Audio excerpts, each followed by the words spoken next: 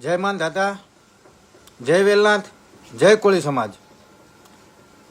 કોળી સમાજના યુવાન સુરેશભાઈને ડીસીપી જગદીશ બાંગરવા દ્વારા ઢોર માર મારી અમાનવીય કૃત્ય આ સુરેશભાઈ સાથે કરવામાં આવ્યું છે.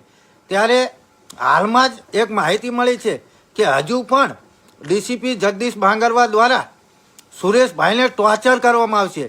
તો સમસ્ત કોળી અને ઠાકોર સમાજને નમ્ર વિનંતી કરું છું કે આ ડીસીપી ડાંગરવા સાહેબ જો અમાન્ય કૃત્ય કરતા હોય ખરેખર તો તમે વિચાર કરો કે કેટલી હદ સુધી આ વ્યક્તિ ગિરેલા હશે.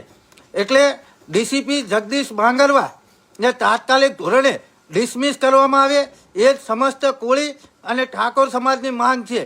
અને સુરેશભાઈ કોળી એ એકલા નથી, સમસ્ત કોળી અને ઠાકોર સમાજ આજે ન્યાય માટે સુરેશભાઈ સાથે છે. અને આવતી 14 એપ્રિલના રોજ જે જિજ્ઞેશભાઈ મેવાણીએ જે મહાસંમેલન સુરેશભાઈના ન્યાય માટે જે યોજવાનું નક્કી કર્યું છે ને એને સમસ્ત કોળી અને ઠાકોર સમાજ પૂરેપૂરું સમર્થન આપે છે. અને સમસ્ત કોળી અને ઠાકોર સમાજને 14 એપ્રિલના રોજ રાજકોટ મુકામે હાજર રહેવા માટે નમ્ર વિનંતી કરવામાં આવે છે. કારણ કે આજે સુરેશભાઈ છે, કાલે કોઈ બીજો હશે.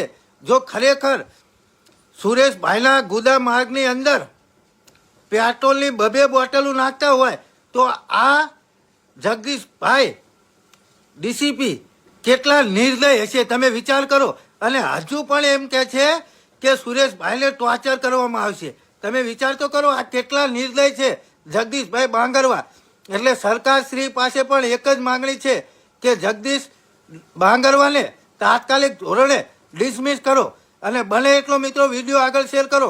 અને આવતી 14 એપ્રિલના રોજ સૌ સાથે મળી અને સુરેશભાઈને ન્યાય અપાવવા માટે રાજકોટ મુકામે આપણે સૌ સાથે મળી અને અવાજ ઉઠાવીએ. જય માનધાતા, જય વેલનાથ.